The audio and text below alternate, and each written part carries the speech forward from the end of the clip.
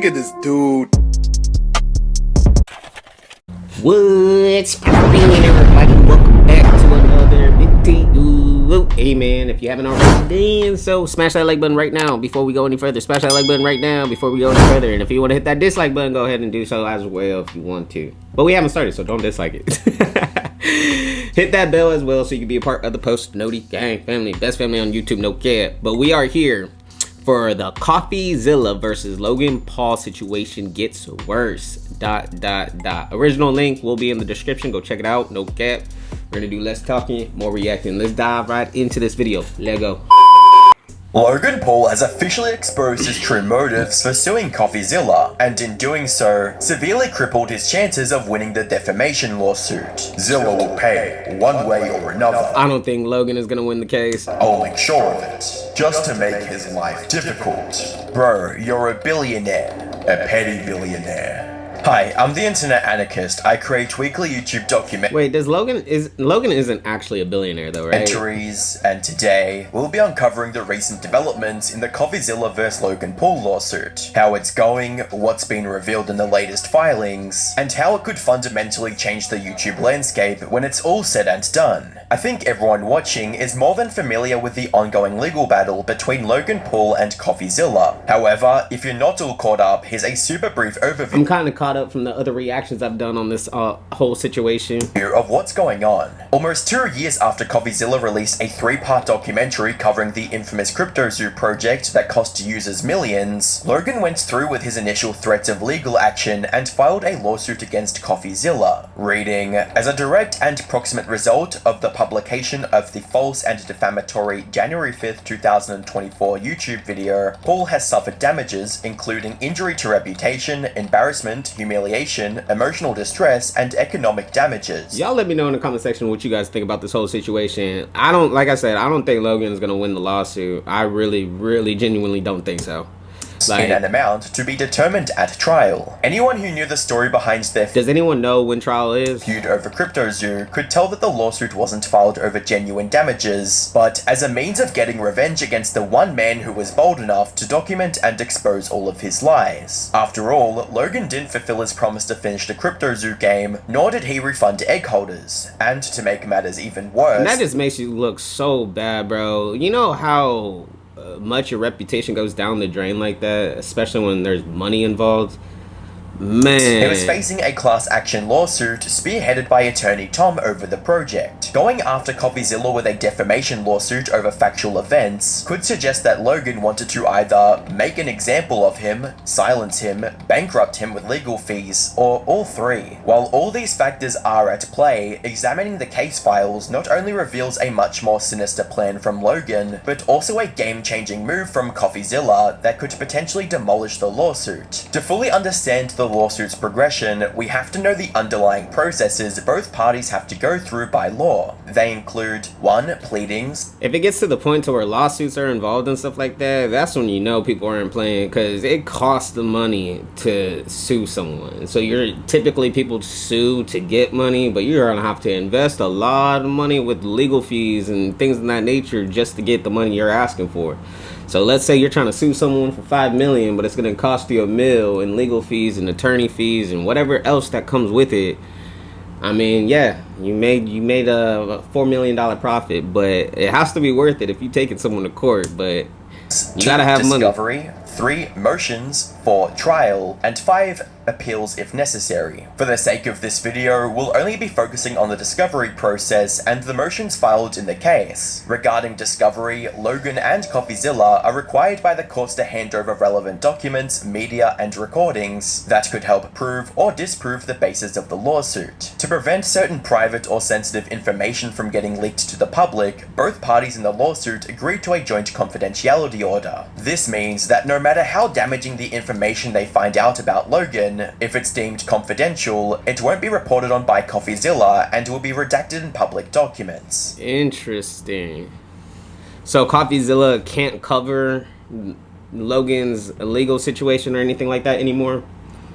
That's interesting. This veil of confidentiality So how are we going to get updated about what took place and who won the case? and the necessary discovery process gave Logan the perfect avenue to demand particular communication between Coffeezilla and a yet-to-be-named third party in the CryptoZoo case. Reading, Plaintiff Logan Paul moves this court to compel defendants to produce all communications between Paul and others regarding Paul's involvement with the CryptoZoo project that defendants possessed when they published the libels at the issue in this case. Essentially, Logan wanted to see everything that went into planning the CryptoZoo documentary, and so he's kind of like he wants to play victim as well. Logan does in regards of the whole CryptoZoo thingy mabobber, but so he's kind of trying to play victim as well. He's looking into it, but I just feel like a lot of influencers, big influencers, I'm finding a lot more of these influencers, they're becoming more gullible to these scams that are taking place. A lot of these companies and brand deals and promo deals and all this other extra ish, so much flooding in, and then when money is involved, bro, I just feel like people lose their common sense when money gets involved, bro, at the end of the day. Argued that it was a key part of proving Coffeezilla maliciously produced the documentary. In response, Coffeezilla's legal team argued that said communications were protected by Texas's journalistic privileges and the First Amendment. They even went as far as pointing out previous instances when Logan requested these communications but refused to abide by their request regarding his communications, with the document stating, defendants proposed a simple solution that preserves the privilege. Paul can ask Coffeezilla in a deposition whether he has certain documents or information Paul believes support his claim that Coffeezilla acted with actual malice. Defendants also offered to review Paul's production and identify... I mean, at the end of the day, you can't really get mad at Coffeezilla for if he's speaking facts. Like, let's say he is, you know, exposing Logan at the end of the day. There's nothing wrong in regards to what Coffeezilla is doing. Now, if Coffeezilla is over here trying to be malice, as this content creator would say, then obviously, like, for one, obvious, it's wrong. But two, what ignited it, I guess, if he was to fake this whole thing just to make Logan look bad or etc. But by which documents Coffeezilla also has. Ironically, as Logan was trying to get information out of Coffeezilla, he was filing motions to protect his own private communication from being made public. Logan's goal during discovery was to protect his secrets at all costs, while he was trying to gather as much information on Coffeezilla as he could. Sadly, that strategy would be his undoing. It would later be revealed that the individual Logan was trying to get communications about was none other than attorney Tom. To make matters worse, after the judge looked over their communication in person, he granted Coffeezilla and attorney Tom's motion, but denied Logan's. By going after them so directly, Logan had stupidly linked this defamation lawsuit to the class action lawsuit, and opened the door for the Coffeezilla side to make some actual critical connections. On the 15th of April 2000... honestly, like, I'm obviously not a lawyer, and I do not know, like, I know a little bit about the legal system, but what this content creator just said, what does that all mean in regards of opening the door to a class action lawsuit? It went from blase and this and that and the other. What does that mean? Y'all put it in the comments if you guys have like legal knowledge, you feel me? 2025, Coffeezilla's attorney would file a motion to stay and transfer the venue of the case. Essentially, they wanted to pause all the court proceedings until the court confirms the connection between the cases and merges litigations with Logan's other CryptoZoo lawsuit. Their reasoning for bringing forth this motion were threefold. One, to make the litigation more efficient due to the overlap in the premise and evidence of both cases. Two, Logan was using the lawsuit not to gain compensation, but as a way to punish Coffeezilla. And three, Logan was trying to use the defamation case to obtain information about the other pending lawsuits. With the document reading, unable to obtain discovery with the Holland case effectively, stayed while the court... And the only reason why I feel like Logan could be in the right in regards of what Coffeezilla is trying to call out Logan about, it's just because I don't think Logan would try to do all of this if he knew deep down he was guilty for what Coffeezilla is trying to make it out to be. So I mean, if Logan is actually innocent, I can see why he's taking it more personal and not giving up about the money. It's about the principle, the fact that he wants to go ahead and ruin Coffeezilla for what he has done on the internet. You feel me? Logan would not do that if he was actually guilty, I feel like. considered motions to dismiss. Paul strategically filed this lawsuit to punish the reporter who helped uncover his cryptocurrency scam and gain discovery to defend himself in the pending civil proceedings. Regarding the second point, Coffeezilla's attorney provides some very concerning text messages from Logan made prior to filing the lawsuit, reading, "Lawyering up, suing this MFer into the ground. Then everything will come out. Court docs are public." As well as, "So everyone will see what happened for better or for worse." Logan obviously... So it's like, Logan at the end of the day, like I said, he doesn't give a fuck. He's looking at it, it's the principle. Like, let's say he was suing for $1 and it cost $1 million to get that dollar. He's gonna spend that $1 million. Logan he wants to get his point across at the end of the day. And if this is Logan's way of making it a big deal to make it known to anybody else that's out there that's gonna falsely accuse Logan of something, he's making it known. But I think that's why he's doing that. Obviously didn't take into account how bad things were about to get for him, as the next set of text messages reveal just how devastating Coffeezilla's coverage was. Reading, "There's a price to pay. That's the idea. I see the momentum building because the throne is being shook right now," as well as "need to shut it down." He even admits the entire purpose of the lawsuit was, quote, "just to make his life difficult." If any of these statements didn't sink his lawsuit, claiming he's a, quote, "petty billionaire," definitely did. These receipts not only wreck Logan's reputation... I mean, I could be petty too. I've said this before, but like, I ain't gonna lie. Like, if I know for a fact I'm not in the wrong and like you're just making yourself look stupid, bruh, like, we can go back and forth. You could be petty, I could be petty too. Is that what Dirk says on his song?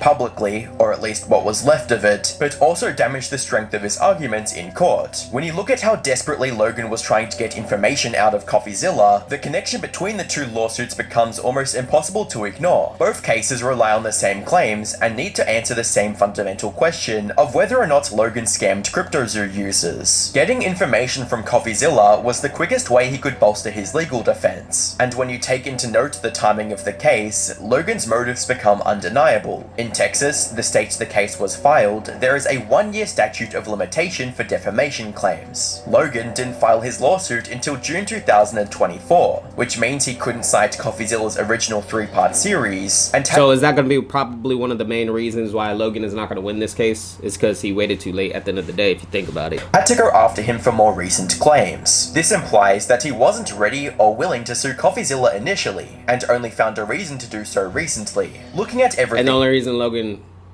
pulled the trigger was because of Coffeezilla coming out with the documentaries on YouTube. Broadly, it seems the reason was the Holland lawsuit. Logan effectively started one lawsuit to end the other, and ended up biting off more than he could chew. Logan's hasty attitude to the case has given Coffeezilla the perfect opportunity to either end the case sooner, or have it litigated alongside the more serious class action lawsuit. However, winning isn't Coffeezilla's only concern. Having sufficient funding to ride out the case was also a concern. The process of going through all the necessary documents during the discovery will require tens or hundreds of billable hours from his legal team, and that's if they're just looking over the necessary documents. Knowing Logan, he could... You could really ruin someone's life, man, trying to sue him, bruh. So, man... That's prolong tough. the case by flooding Coffeezilla's legal team with unnecessary documents during discovery. To prevent that from happening, Coffeezilla's legal team initially opted for the quicker way to end the case through a settlement in mediation, and was given a deadline of the 26th of June 2025 to conclude it with Logan's side. While a mediator isn't the one to give a final verdict on the case, involving one could speed up the legal process and reduce legal costs for everyone involved. Fortunately, Coffeezilla's side was a more effective way to conclude the case, and one could only hope the judge agrees with them. It goes without saying, but every step of the legal process is expensive, and the more steps Logan adds to the process, the worse it gets for Coffeezilla. At some point, you wonder if Logan is even trying to win the case, or instead going for a game of trying to drain Coffeezilla's bank account. Pretty much is big bank take little bank. That's what Logan is doing. Prolonging the case not only keeps Coffeezilla from reporting about him, but also hurts his biggest critic financially. If Coffeezilla loses or is bankrupted by legal fees, Logan and other crypto scammers would become even more of a problem, and have more confidence to take advantage of their fans. On the other hand, if Coffeezilla wins, his victory wouldn't just just extend to the class action lawsuit, but to any journalist that reports on crypto scams. Influencers like Logan Paul would be held accountable, and fans that lost their money would be made whole. Reporting on a wealthier and more litigious influencer wouldn't be viewed as a possibly career-ending move, but as a necessary action. Not to mention the fact that it just hurts your reputation more than anything. This case will be cited in future lawsuits as case law, and will potentially protect other journalists who might face a similar weaponized lawsuit. Whichever way the case concludes, it will certainly cascade throughout the online world, and dictate how we handle such high-profile scams going forward. When Logan initially filed this lawsuit, he must have assumed it would be a walk in the park, but judging by his recent motion to keep his text messages confidential, it seems he's starting to regret it. With the document reading, it is apparent that those materials have no relevance to the motion or defendant's arguments, and instead were almost certainly filed for the sole and improper purpose of providing defendants with an excuse to advocate for their public disclosure in order to harm and embarrass plaintiff. Logan's ever-expanding ego led him to assume he could get away with robbing his fans and suing Coffeezilla. Unfortunately, that same ego blinded him to just how poorly planned his case was. Now, he's not only facing— I just don't, like, we can't put all the blame on Logan at the end of the day, too, because, like, you know Logan has a big team behind his back, you feel me? You would just think once you, like, hit a certain point in life, financially, status-wise, whatever the case may be, you would have your ducks in a row to where you can avoid the drama and legal shit, you feel me? Like, facing 2 lawsuits that he's unlikely to win, but is getting his brand torn to pieces publicly, and has no one to blame for it except himself. Well, that's gonna be the video, y'all. No jumper is going. Dang, started another video. But hey, man, y'all let me know in the comment section how you guys feel about the whole situation. I didn't realize this has been going on since 2023, and then we're gonna get some sort of update. At the end of June? He said June 25th, I think it was, that Coffeezilla had to do something to counteract what's going on. I don't know. But anyways, y'all, if you guys made it to the end, I do greatly appreciate it. Smash the like button, leave a comment, click that bell while you're at it. Till next time, I'm gonna see y'all next time. I'm out.